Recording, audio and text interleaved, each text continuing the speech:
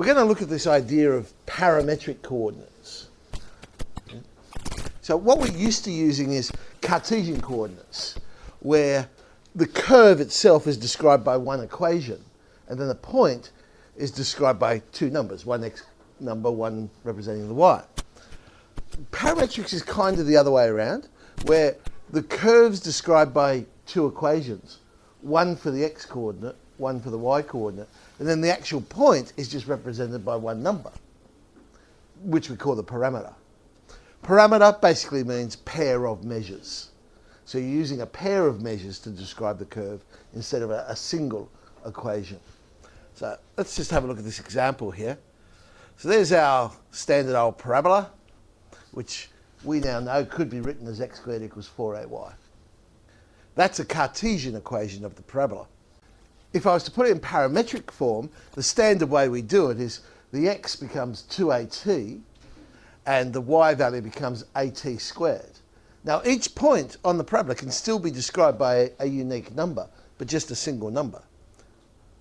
So there's the point 2aa, so that's its Cartesian coordinates. Its parameter at that point would simply be t equals 1. Because if you sub t equals 1 into the parametric equation or coordinates up here, for x you get 2a, and for y you get a. So you still get the same point, just a different way of describing it. Minus 4a would be represented by t equals negative 2, and so on. So, as I say, it's just a different way of representing the curve. It has some advantages and things that we'll look at as we go further into this topic. So any point on the parabola, x squared equals 4ay. We know it has its parametric coordinates, x equals 2at, y equals at squared. They're our standard parametric coordinates. Now a still represents the focal length of that parabola. So a is still the focal length. T is just, as I say, any real number. It represents a different point depending on the value of t. Now if we want to find the Cartesian equation, then basically it's like playing with simultaneous equations and you want to eliminate the parameter.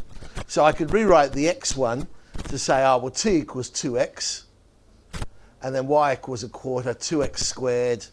So we get, oh, look, it's our standard one, just y equals x squared. What are the coordinates of the focus? Well, a in this case is a quarter. I could do that several ways now.